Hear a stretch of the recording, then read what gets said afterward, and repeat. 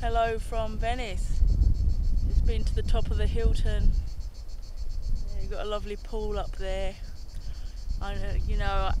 One thinks that maybe Beyonce, Jay-Z, or somebody would like rolled me out a few dimes to lay down a track by now, but I haven't actually got any money to stay in a place like that. But I went up there. Our stills went up there, and they've got a pool area up the top. I'm not going to say if I swam or not. Wouldn't you like to know? But you've got beautiful views of the city. Beautiful views of the city from Quedeca. Stucky, pasta, stucky. Could get stuck here, couldn't you? But yeah, look at that. I ended up here by mistake because I was trying to go to Burano, but I just went to Murano and then come all the way back, so I didn't get off at the which I now learned is stop that I should have got off at,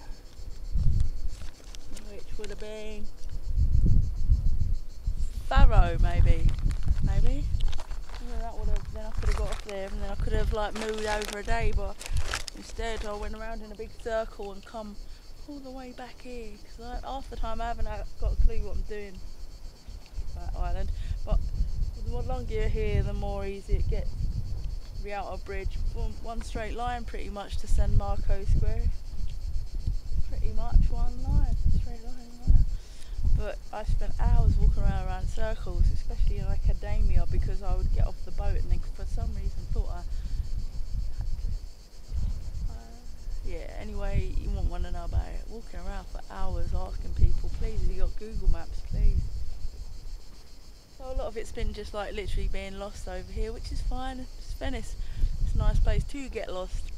I think we all have those moments where we feel debilitated in life, and I definitely feel that. And there's a little cutout of a chalk square man, and it's like when people find themselves first lost there, I think it's like pigeons gravitating to this circular square. Sit there like pigeons we are.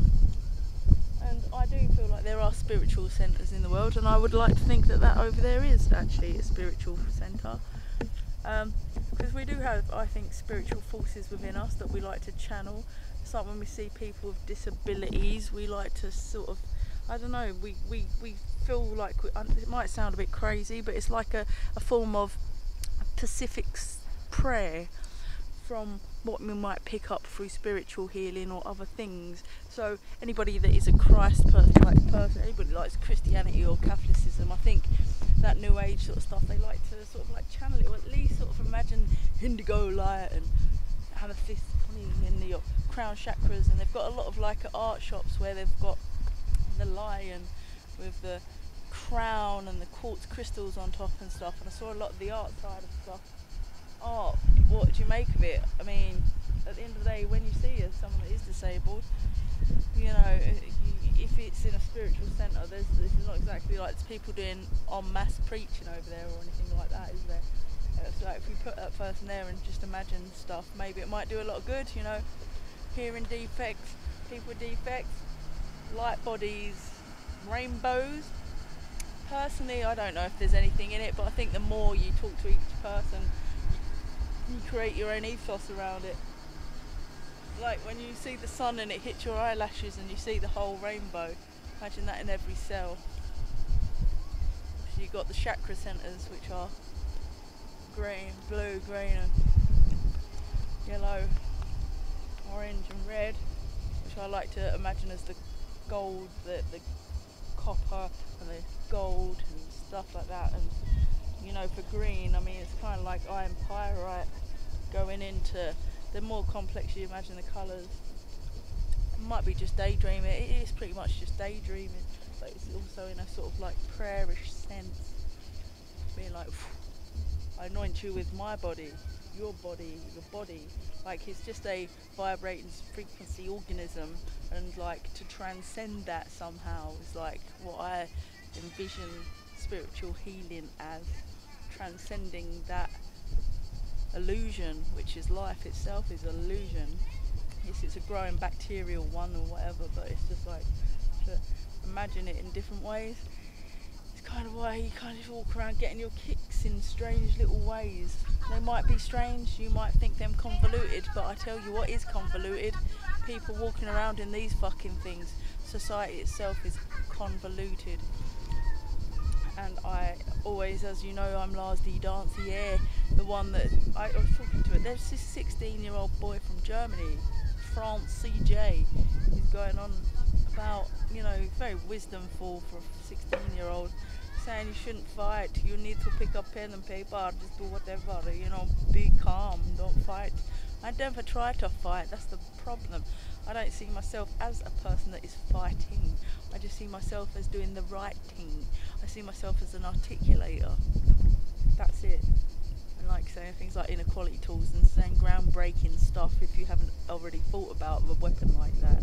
You know, they dominate our whole ideologies and ethos too much in this day and age. And like, I was talking to him about these birds as well, and he said, yeah, maybe there's drones, you know. He was like talking about me like a conspiracy theorist. Like. But anyway, that's my piece on Venice, for what you come for, what you think, you imagine. I had this beautiful t-shirt, but I left it at the Andre, left it here. This place, okay, it's for millennials, it's billed as.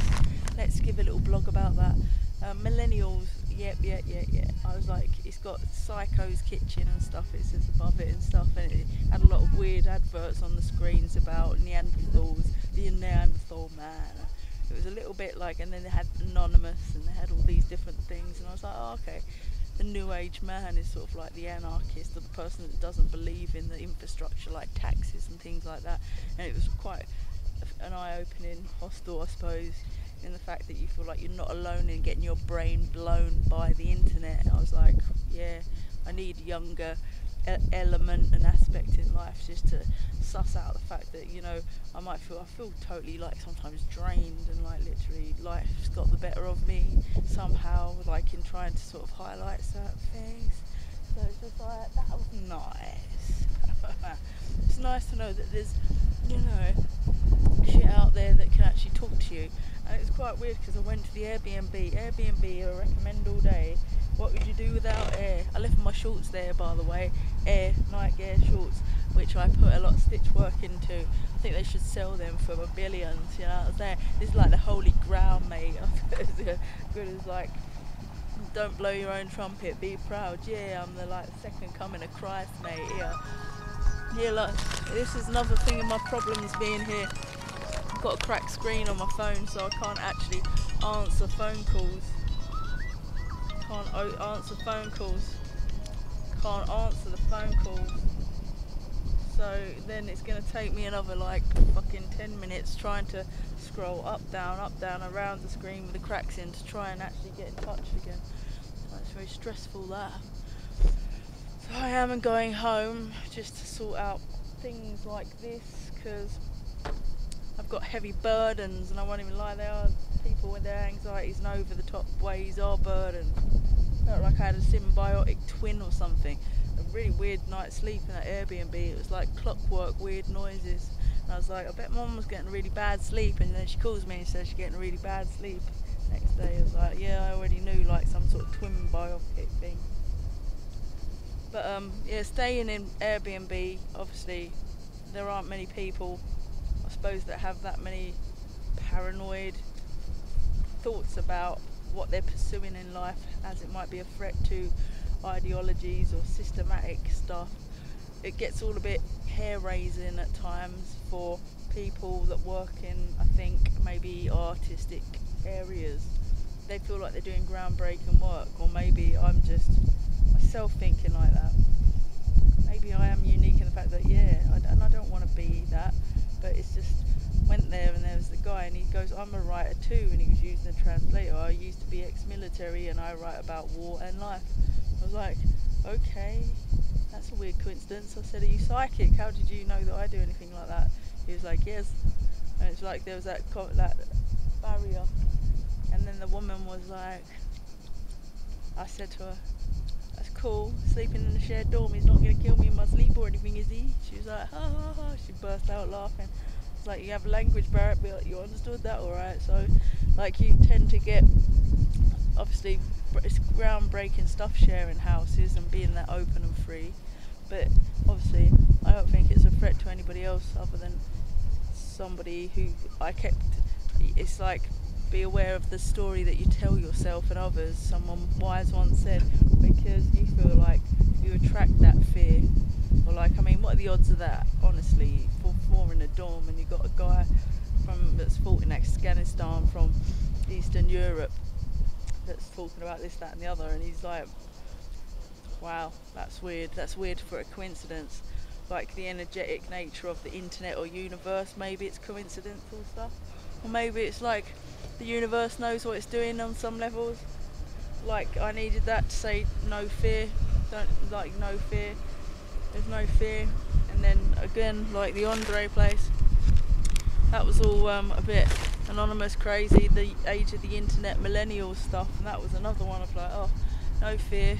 Because I feel like I've always got the heat on me, like I've done something wrong when I haven't, just other than state the fucking obvious when it comes to things like billions on weaponry and a stupid infrastructure or a hierarchy. I'm an English girl, so I get some weird, people think I'm a fighter and I'm not, and I really can't be bothered actually. I hate it when I get any kind of attention, to the point like I feel like, oh, there's a guy on a private beach asking me, telling me I can't sit here, and I'll go into one because I'm thinking I'm taking it personally, because once you've had that level of over the top stuff on you, you start to get a bit freaked out by everything. So like, this is like just a plea to fucking leave me the fuck alone. The whole of the universe is doing the same thing as me, not just me. Do you know what I mean? It's like, don't fucking give me special treatment. Maybe put me up in Hilton's, Beyonce and Jay-Z, and put me on a record, but that'd do, you know what I mean? I don't really want to feel like there's entities chasing me, or there's people turning up at my parents, or whatever the ape shit's gone wrong in my hometown. It's not warranted, and it's unfair. I just wanted to make a wage at the end of the day for just articulating things well. So that's me coming from Venice, the spiritual city of the lions everywhere. I left a beautiful t-shirt there, I'm shared, but I can't carry too much shit in my bag. I could go for about £2,000. Come on, man, you can auction off shit, and it's about time Laura started making some money off of her spiritual pursuits and life pursuits, because I'm pretty sure that I said it cuter than cute than most. Okay, love and peace and Jesus is home. No, it's not Jesus home, but there's a lot of fucking stuff here. A lot of fucking stuff here. And I ain't rough here. I was Gentile. It was quite weird. It's like, yeah, it was weird, that guy talking about that don't fight. I was like, you psychic as well, 16-year-old in academia. What's going on? You feel like your brain's being tapped. Everywhere I go, I feel like my brain's being tapped. And then there was like 4 policemen and I'm just walking towards them, and they're all just sort of tilting their heads, kind of giving me looks. And I'm shitting my pants a little piece. I'm thinking, because I've got the anxiety and the trauma from stuff. And I'm thinking abroad, whatever. They're just kind of looking at you, and it's like, chow, and it's overpronounced chow. I'm like, chow, because that's not intimidating, but you feel like you're known already. There's something funny going on,